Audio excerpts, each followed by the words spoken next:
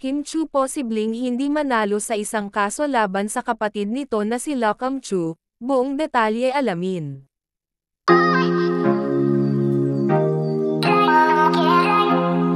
Naging mainit ang isyo ng magkapatid na Kim Chu at Lokam Chu, at hanggang ngayon ay hindi nagparamdam at naging tahimik si Lokam sa gitna ng isyo na kinakaharap nito ngayon.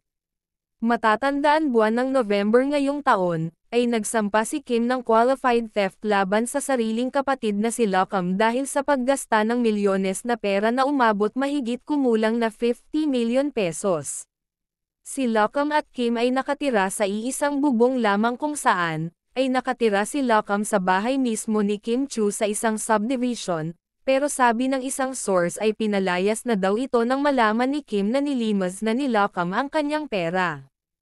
At dahil nga daw ay nakatira sa iisang bubong si Kim at Lokam ay posibleng makaapekto daw ito sa hinain na kaso ni Kim kay Lokam, kung saan, ay hindi daw maipapakulong ang isang kapatid o asawa kapag kayo ay nasa bahay. Sa naturang kaso nga na qualified theft ay pwedeng hindi makasuhan si Lokam kung magpapatunayan daw nito na sa mga sandaling kumuha ito ng pera ay nakatira pa siya sa bahay ni Kim Chu. Dahil kung nagkaganon ay pwede hindi siya makulong. At sabi pa ng isang source na si Lokam pala ay binigyan ni Kim Chu ng SPA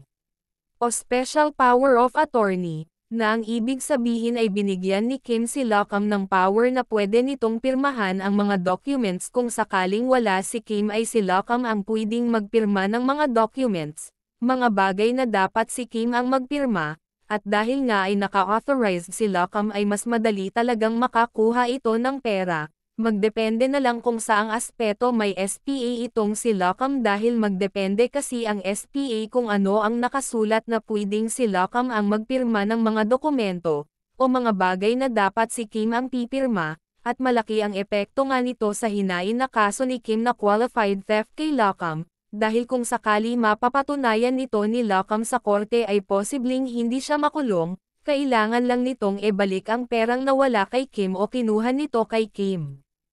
Samantala, naging isyo pa na pinag-usapan ngayon ang tungkol sa aksidente noong 2020 ni Kim kung saan, ay naambush ang sasakyan ni Kimi habang nasa gitna ito ng biyahe. May nagpalabas nga na si Lokam ang mastermind umano sa pag-ambush kay Kim. Pero sabi ng isang source na ito ay hindi totoo at walang kinalaman si Lokam tungkol sa aksidente ni Kim, nakamalan lang ang sasakyan ni Kimi at hindi talaga si Kim ang punteriya sa naturang ambush accident.